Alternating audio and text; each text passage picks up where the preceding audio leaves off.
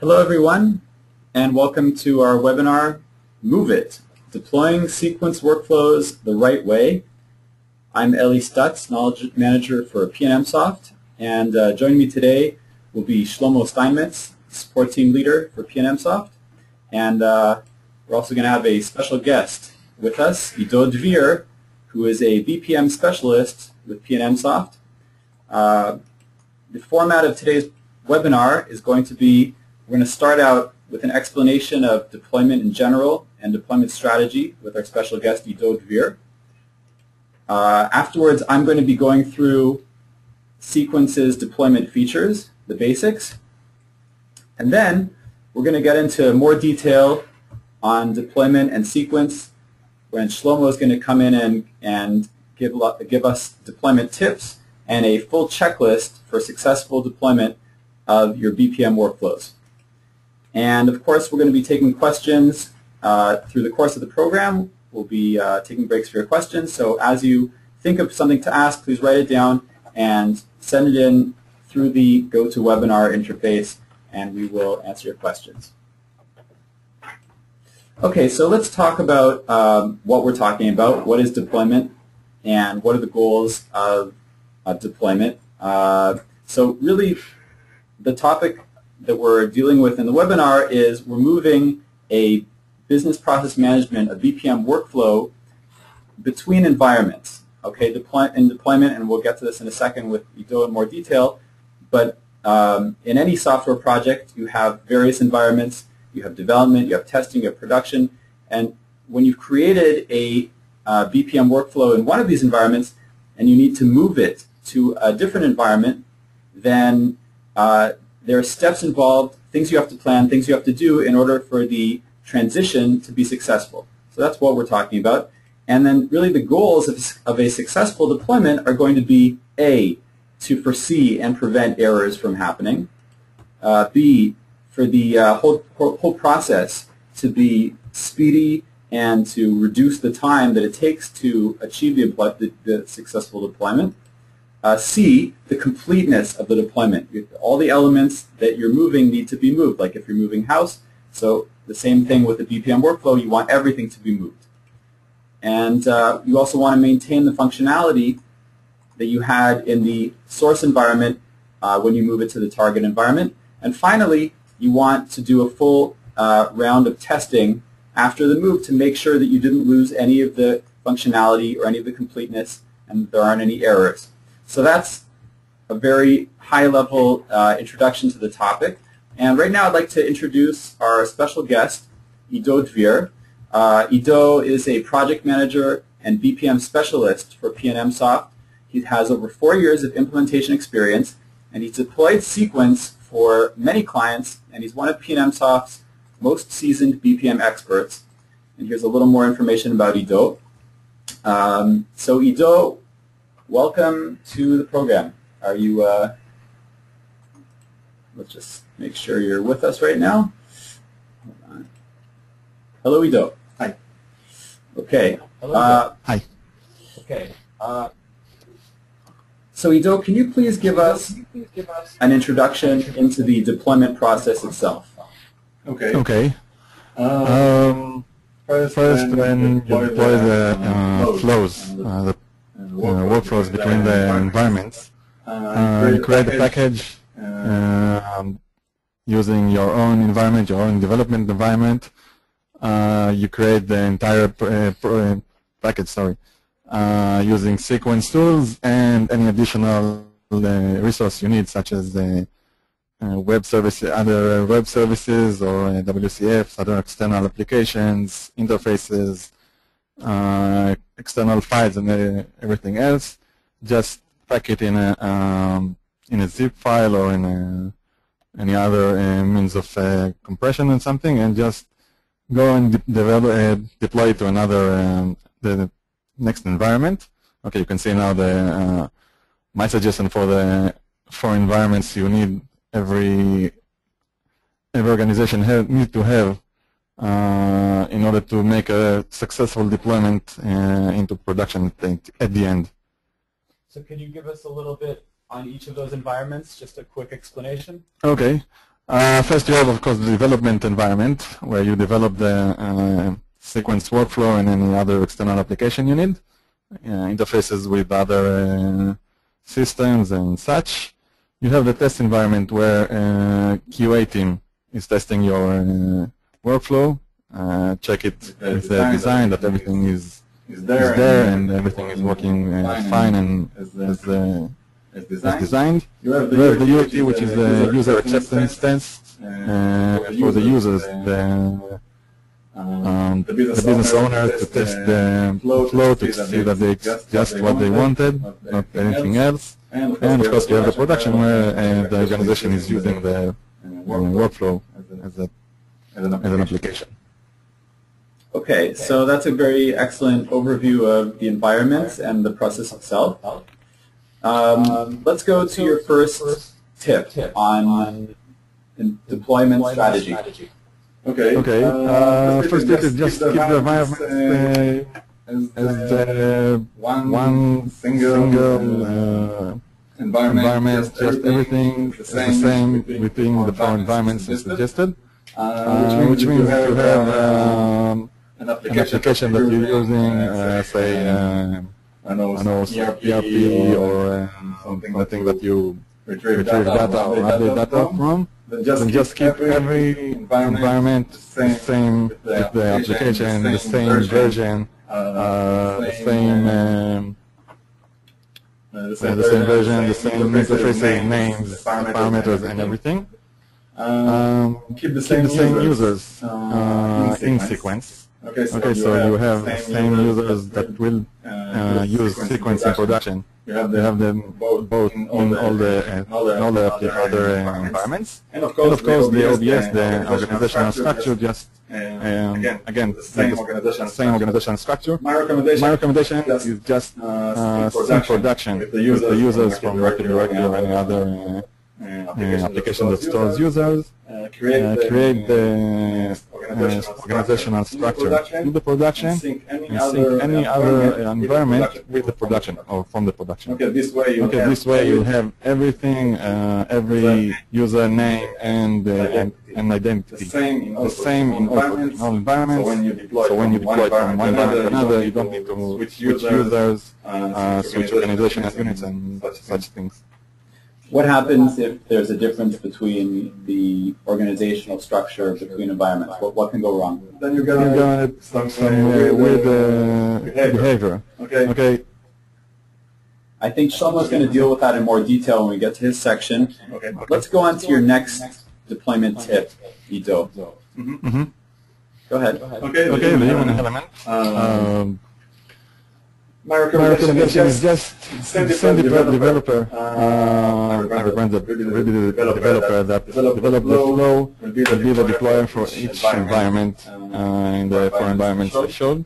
This way, it's the same person that knows what to do, what all the resources needed, everything that goes with the flow, and he will be able to know if anything went wrong with the deployment and just do a quick test when after the deployment, to see that everything works.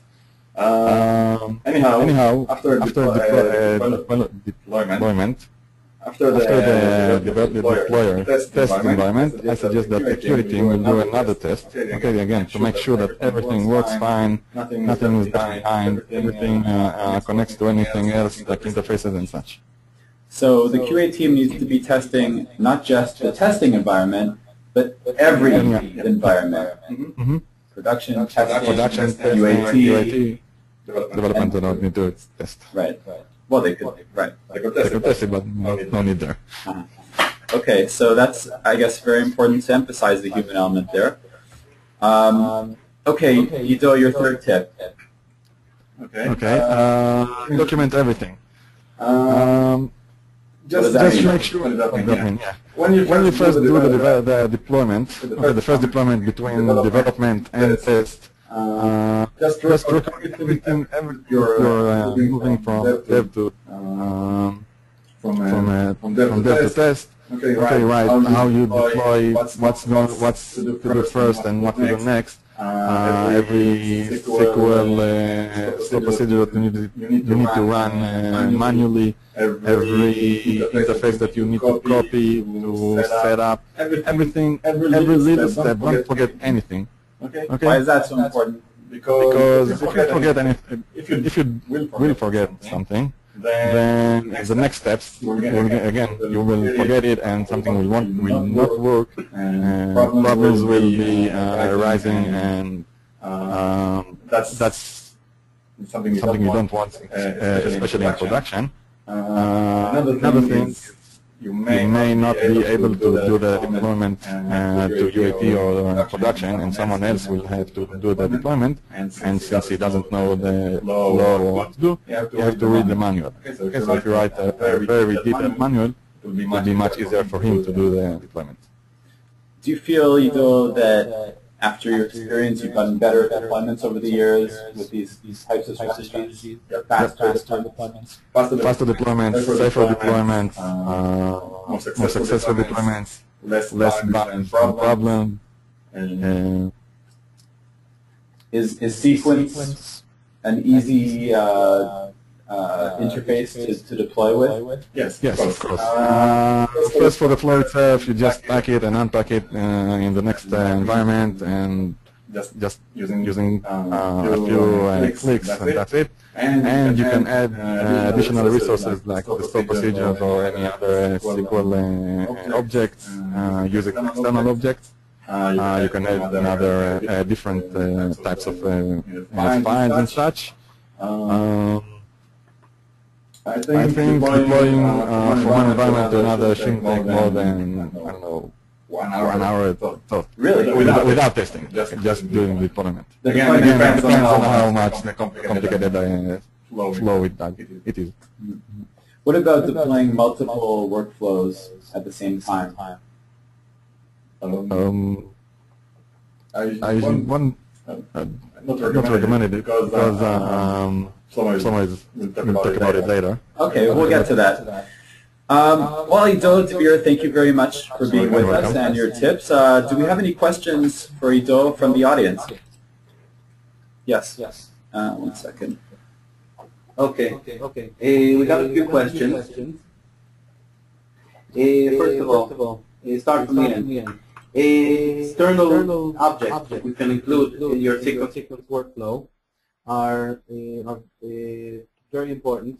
You can cover 99% of what you have to add to the workflow over there, be it JavaScript external files, resource files, XSLTs, images. Images are automatically included, but anything that you might need, almost anything you can add into the external files. The more that you add there, the less you have to include in your manual workflow, the less manual steps that you have. As a general rule, will be the less problems that you might have when other people do the deployment, or what you yourself might forget. Second question regarding what you meant by the same. One very important distinction that is many times forgotten is versions of your software, be it the operating system or SQL. You install a service pack in dev, and you do not do it in test, or especially not in production. Production environments, there's a great deal more resistance to service packs. You develop under one set of circumstances, you deploy to production with a different circumstance, and as unnoticeable as it is, a simple service pack of SQL or the operating system can cause an entirely different behavior. Permissions that are downgraded are a typical outcome, and many other things. So if you're going to upgrade and install service packs, make sure you can do them in all your environments at the same time, so that you're working under consistent conditions. And last, the distinction between test and UAT. Why do I need? I was asked why do I need a test and a UAT? Their function is different. The test environment is meant mainly and primarily for the QA team. They have a 50 or 100-page script that tells them, click here, this is supposed to happen, click here, this is supposed to happen. They're not very inventive. They don't even, many times they don't even know what the real functionality of the workflow is, and they do what they're told to test. They're very through. They'll go down all the different branches of the workflow, but there's no inventiveness. UAT is particularly important if you have a great many people working, you would put a dozen or two business people, business users that will be briefed as much as everybody else is briefed, which is usually just a message or a short announcement. This workflow is available. This is, a page or two of explanation, and go ahead. And you give it to those, however many, 20 people or whatever amount is determined. And you let them try out the workflows as if it's for real vacation request or expenses request or whatever it is. And you'll find many times that the real users will find all sorts of things you didn't expect. They'll click around in ways that the QA didn't think to click around. They will misunderstand the instructions, the human instructions of what they're meant to do. And the like, you get the response from those 20 people, and you will improve your workflow, the understandability and the usability of your workflow to a great extent.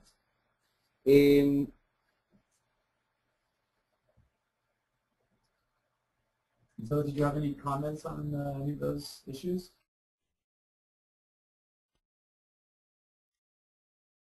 Just one more thing to add to Shlomo. Just one more thing to add to Shlomo. UAT, in addition to what Shlomo said, it's meant for the business owner, the one that did the design with a sequence designer, to test that he really got what he wants. What he wanted. Sorry. Okay, so in the functional documents, not all users know how to read them. Not all users understand what they're reading, and you want them to see the application, to see the workflow, to make sure that if he requested vacation request, then that's what he got. Okay. All right. Thank you very much, Dvir, for being with us. I really appreciate it.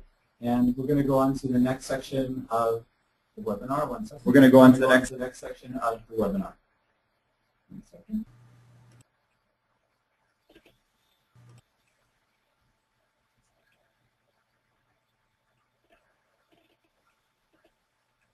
Okay, so let's talk about sequence deployment options. Someone, can you hear me correctly? Okay, here we go. So let's talk about sequence deployment options. What tools does Sequence provide for enabling deploying workflows between environments? So the first option is the store a new version. When you have a workflow, the simplest thing is to save it as a package. And basically storing a new version is very easily done within sequence administration. This is a little screenshot here where we see our sequence administration workflow list. And it's important to mention that each workflow has a workflow space, which basically can store multiple versions of that workflow. And at any time, one of these versions can be the active version, and that's a version which is run in the sequence runtime. But you can manage other versions of the same workflow within that workflow space. So the first option, basically you right-click on the active version, and then you click Version Management. And then you get to the Workflow Version Management screen. And here, you would choose the Store a New Version option. And that enables you to store a zipped up package of the workflow. Basically, export the workflow into a package. The second deployment option that Sequence provides is the import. You can import a workflow package which you have stored. For example, from environment A, you've stored it, and then in environment B, you can import that workflow package into environment B, where there is no such workflow there yet. And that is easily done in sequence administration when you right-click Workflows and select Import Process. And then you'll be taken through a very simple wizard which enables you to import the workflow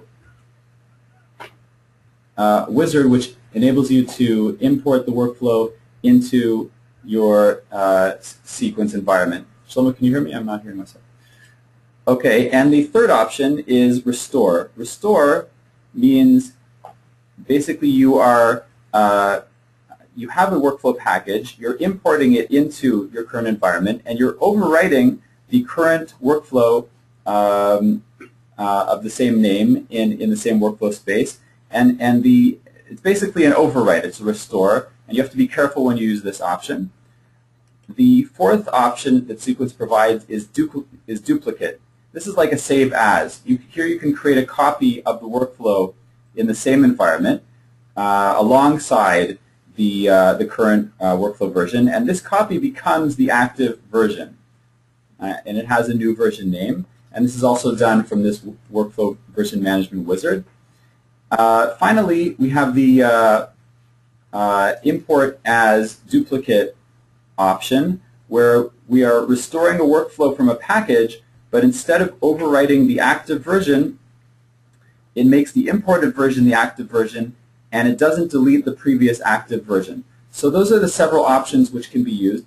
And let's say the first time you're deploying a workflow between environments, so you would be first storing the workflow as a package in environment A, and then in environment B, you would simply be importing it into environment B. The second time you would perform such a transition between environment A to environment B, instead of importing it as a new workflow, you would either be restoring it or importing it as a duplicate workflow. So that covers the basics of what Sequence provides.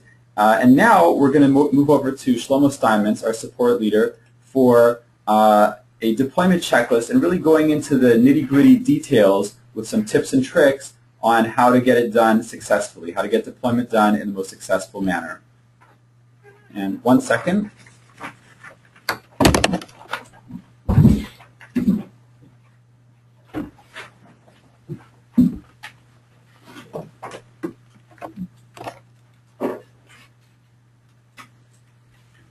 All right.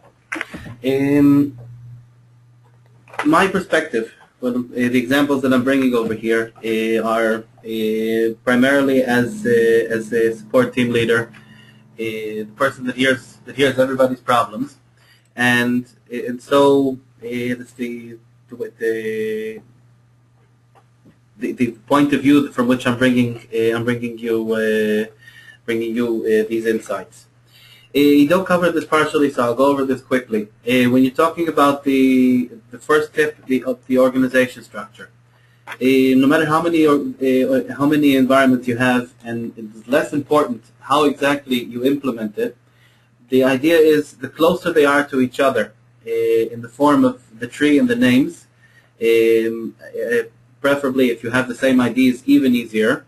The closer they are to each other, the less manual selections you'll have to make when you're importing workflows to task and message recipients and to workflow permissions.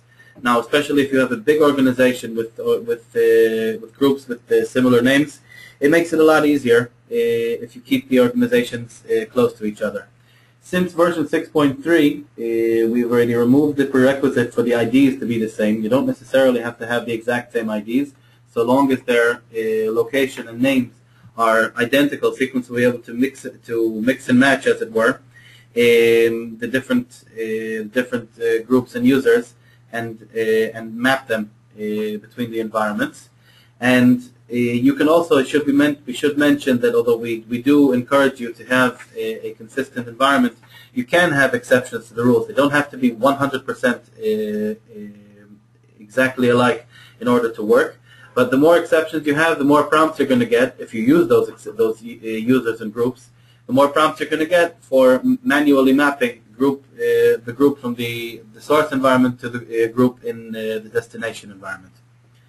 The next thing, and again, some of this will seem obvious, but these are the things that I get asked about most. The next thing is about documenting SQL dependencies.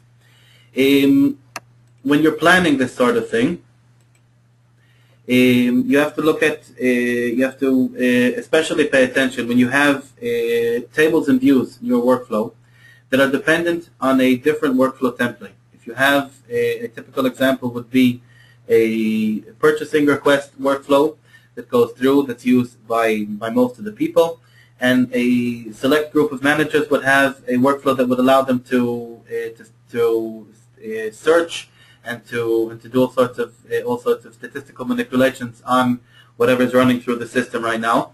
So the search workflow would be dependent on data tables from the main workflow. When you're deploying them, you have to pay attention to that. First deploy the main workflow, and then you deploy the dependent workflow. The second option that's very commonly used is third-party and external databases. If you're integrating at the database level from any other system, either reading, writing, or both, you want to make sure that you have the database in place. You have the permissions to access the external database in all of your environments. You want to make sure that the versions of that other system are the same in your other environment, so that the database and the tables and the field names are the same. It'll save time when doing testing if you know all of this in advance. And lastly, less commonly but still plenty used, there is an Oracle provider in SQL that allows you to read directly out of Oracle databases. That introduces a whole extra level of usability, but also dependency. It's a component that you have to install for SQL. So if you started out with your development environment and you decided that you need that Oracle access, then you have to make sure before you go and deploy to the others that you've installed the same component in the other environments as well. Diving into some more arcane technical stuff. Command timeout settings. This is from within the config files. They all have it, but the command timeout is a .NET feature, but it's most commonly requires tweaking in the administration side, because the basic assumption that Microsoft gives is the timeout is 30 seconds, where if I click on a link and I don't get an answer within 30 seconds, then normally I'm going to go away regardless. But when I'm importing a workflow with, I don't know, 3,000 activities and a great many other components that takes time, 30 seconds just won't cut it. You can set within the config file the command timeout setting. We have a KB article on our member site. It's available in many different Microsoft KBs as well. You can set it to any number. Typically, a large workflow will take you around 15 minutes to deploy, and you change the setting over there in seconds to however you need. In certain rare circumstances, as I write it over here, there are additional settings that you might need if your workflow is extremely large and involved. The maximum pool size, the number of concurrent connections that the site can make with SQL might need to be tweaked. And if that's required, again, we'll be happy to assist if you'd like to help with tweaking it. You should know that making these changes opens up SQL to more load. There's a reason Microsoft introduced these timeouts, and it's to break off fruitless requests. In other words, requests that are impossibly large that would otherwise overload SQL. So this is a trade-off, and you have to be careful not to apply this frivolously, because it will overload SQL possibly unnecessarily. I didn't say in the beginning, we'll get to questions at the end, so need not worry. The next thing, the SVC logs. Sequence 6 introduced the SVC log format for many of the different functions, which no longer writes into the event viewer, which is complicated to find things in and complicated to distinguish my own activities from everything else that's getting written into the event viewer. And the common response that I get to these files is, "Oh dear, they're technical, and I wouldn't know what to do with them, even if I found them." And it's not the case. Especially for the developers and even for the technically inclined business users, depending on the organization, it would be useful to familiarize yourself with the format and location. The format less important. We'll get to that in a second. The location is defined in each site's config file, and each application's config file. There's a absolute path, C program files or C temp, wherever you set it to. And the reader itself is available. There's a link over here. You can ask us at support if you'd like, or copy it from the presentation that we'll put up. The reader itself, if you install it and you open up the log file in it, is very, very simple. It's very intuitive. Generally, if it's in red, if it's not in red, it's not a problem, no matter how many lines you have, and you could have quite a few if it's a big workflow. What you're looking for are the errors, the lines in red. Typically, they'll also be at the end because it'll break and then stop, but not always. And many a time, the error itself is very non-technical. You're missing this table, you're missing this database, you're missing this permission, or something like that. And then it's very simple. You say, "Ooh, I deployed it, I did something in dev, and I didn't do it over here, and I could fix it." If you require, if you do need support, either with understanding the error or with anything else, anything that pertains to imports and exports, we'll almost always ask you for the svclog file. So if you can include it in the request, it would speed things up quite a bit.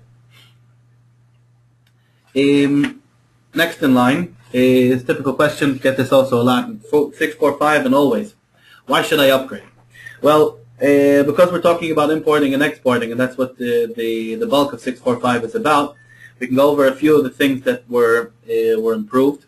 The performance for import was enhanced. We retooled the database side and a little bit of the code, so you would get improved response times, especially for the big workflows. And it makes a big difference.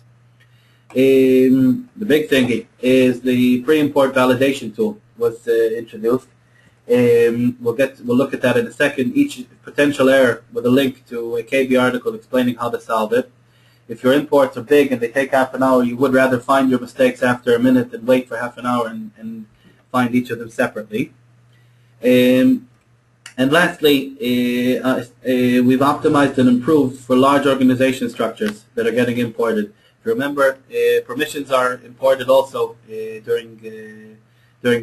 could import permissions during the deployment, and it's very important to know what to get it done quickly. We'll pop in now to the deployment validation. What exactly does it look like? Anybody that's imported your workflows will be familiar with the screen. We've added the validate button on the bottom over there, which when clicked will give you a list of all the potential errors that you have in the different activities. It doesn't actually run the import in order to get them, because that would take just as long as doing it for real. It goes over a list of I think 20-something common mistakes, and it finds the potential for them within the workflow template, and lists them based on the severity. Whether it will cause an error, will most certainly cause an error during a deployment, or whether you'll have problems after the deployment if you don't address it, and all sorts of informative items about custom activities and the like that may just point out for your information that don't require much.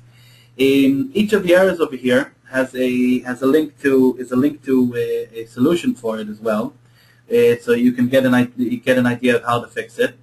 The knowledge base, of course, is based on our new members portal, which incorporates a whole new look, a whole new ease of use, and bundles of new documentation. I recommend it. If anybody would like access, it's members.PNMsoft.com, and if you need credentials to get in, by all means, send us a request to the support email. Here's a list of things to avoid, or at the very least be aware of, so that you know what you might come up against. Compiled SQL code. If you have powerful DBAs in your organization, they might try and convince you to use compiled SQL code, which, yes, it does respond. It does have better performance. The later versions of Microsoft SQL allow it, but in many cases, the deployment doesn't pass very well. It's dependent on a particular environment. So if you do need to use compiled SQL code, put it in your checklist. Make sure that we're aware of it. The second thing, the sharing EUAC tables. It's very convenient for reports, for creating reports, But like we said before, it creates interdependencies. If the essence of your workflow requires it, then that's fine, and that's a trade-off that you need to make awareedly that it's needed. But if it's just for convenience, so you don't have to copy values between tasks or something, then it is something that I would suggest to avoid, because it introduces a great many problems where if you have too many different chefs in the kitchen, each person is not necessarily aware that the UAC table that they're using is shared, and it could cause problems with fields being renamed, etc. And other items. So generally speaking, try not to. Another thing that happens, bulk changes, editing sequence tables directly in this SQL Server Management Studio. If you discovered after creating a very big workflow that you have some spelling mistake or anything else or like that, and it's very tempting to go and make the changes, the alter commands, directly through SQL. But a sequence stores metadata on the fields in its own system tables. So it's best to do the editing through the proper form editor to go in and change it. As always, exceptions are available for the rule, and if you do have something that would require a great deal of effort or would be time-consuming or whatever, that's what me and my team are here for. Send us a request. Send us a question. There might be a simple either we can ensure that it's not a problem, the nature of certain changes, or we can suggest how to do it without disrupting the product. Here's one that the fact is I've seen happen too often. Overly long object names. You would have a stored procedure that would be named, get a list of all the regional managers that don't have a car. It is extremely long names. They're very difficult to see in many of the administration windows, and far worse, there is a limit to the size of activities. And even though we set it at several hundred, you can have a very long object name like this, and when you duplicate workflows, or you like Eli demonstrated before, each activity gets a suffix, an additional numeric suffix to differentiate it from the original, and that might push it over the edge and push it over the limit of the activity or object name. So, like I said before, try to keep it short. Another one, Ido touched on it, but I would like to repeat it because it's very, very important. While developing a workflow, it's always you're always in a rush. There's always pressure to reach the goal, and many times along the way you will make ad hoc or what I call undocumented SQL dependencies. You need a table to list all the list of regional offices.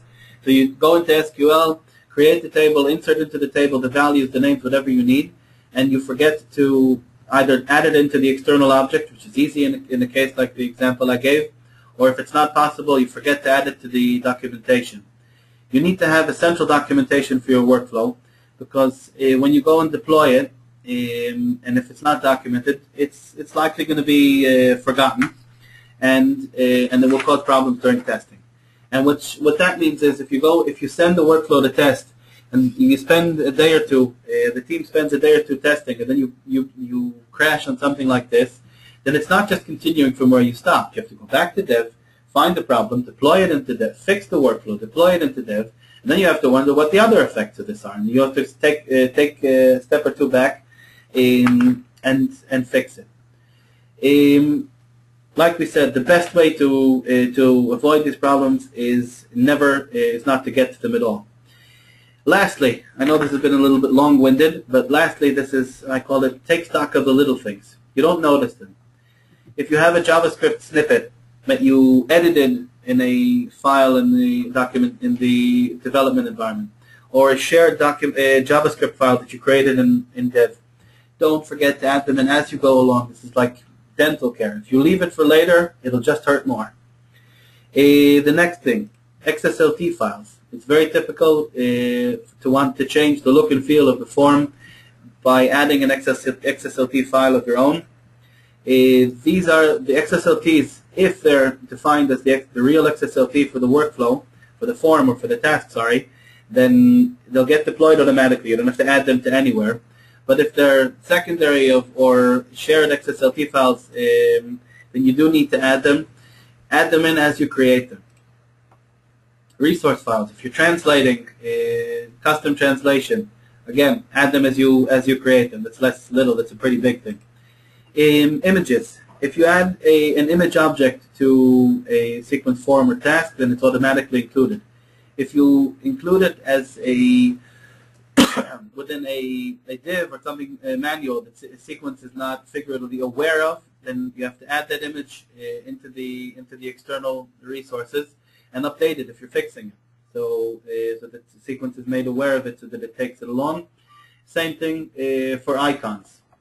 Simple as it is, I've seen customers that deployed dozens of icons and deployed part of them and didn't deploy the other ones. It's a source of great pain, and it's something you can avoid if the developers are aware of it from day one, and as they add it into sequence, add it into the external files as required. It saves a great deal of effort. The closer you are to the deadline, the less you want to have to deal with this sort of thing. So that pretty much covers the details of the experience from the support perspective, the problems that we solved in the last few months regarding deployment. Any questions?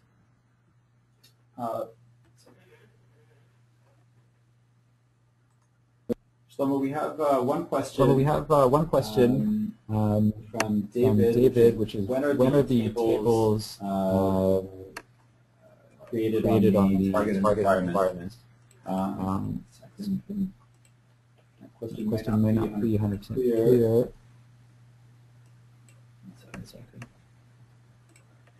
I have actually another question maybe to deal with Matthew asking, how is it possible to import the instances after the workflow package was imported?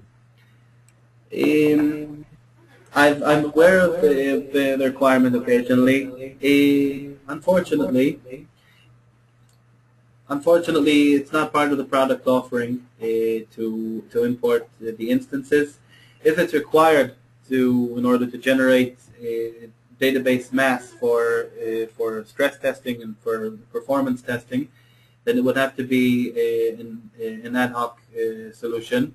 You can start off with a question to support if there's a specific requirement, and we would direct it internally within PNMsoft to others.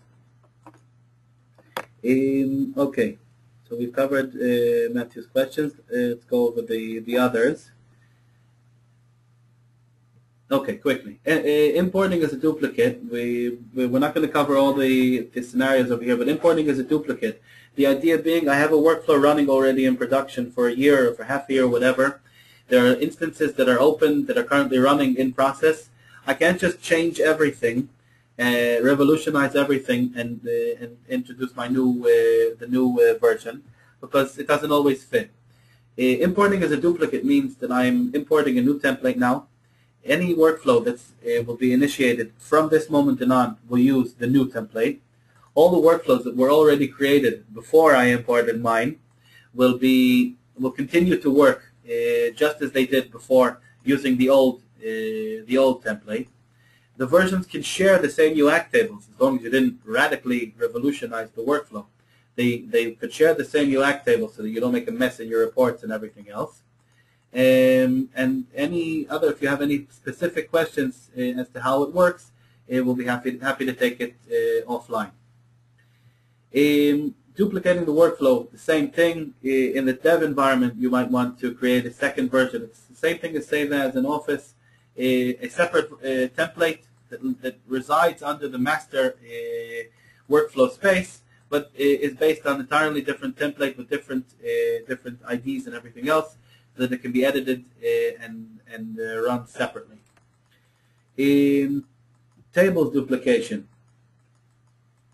That's a setting that you choose when you duplicate. You can choose to duplicate using the same UACT tables or new ones. Again, depending on the goal. If you really want to duplicate separate environment, just you have a nice form or something, and the rest is entirely different, and it's meant to exist as a workflow of its own, then you would of course duplicate with different tables. If you intend to duplicate it as a companion workflow or in the same space, then you would use the same UACT tables.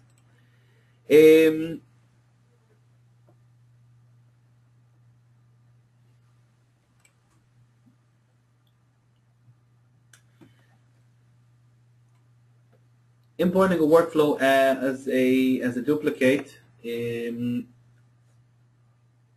you can choose to restore a workflow, and that means that the workflow will be overwritten. Anything you have, any instances that you have running, will now change their form, and they will take on the new template, the new business rules, the new look, and everything else. And if you have running workflow instances, that's usually not a good idea, because it doesn't always work the same thing. If you made a change that's worth a new version, then it's usually not something as minor that you would want to do that. Restoring a workflow, like using restore workflow overriding, is typical for dev, test, maybe UAT environments that you don't really care about the working instances, and you want to cut clean, and you want to use the same environment. It's overriding your work with no way to go back, typically. Anything else that you want to keep existing instance information would mean duplicating. I think that's it with the questions. Ellie? Good. So I think we can wrap this up. If anybody has any questions that you'd like to ask at a later time regarding what we covered over here, then we'll be happy to take emails or support tickets if they're relevant as product issues to the support team. We'll be publishing the recording of this webinar and the PowerPoint later this week, and we'd like to thank you for participating. Thank you very much.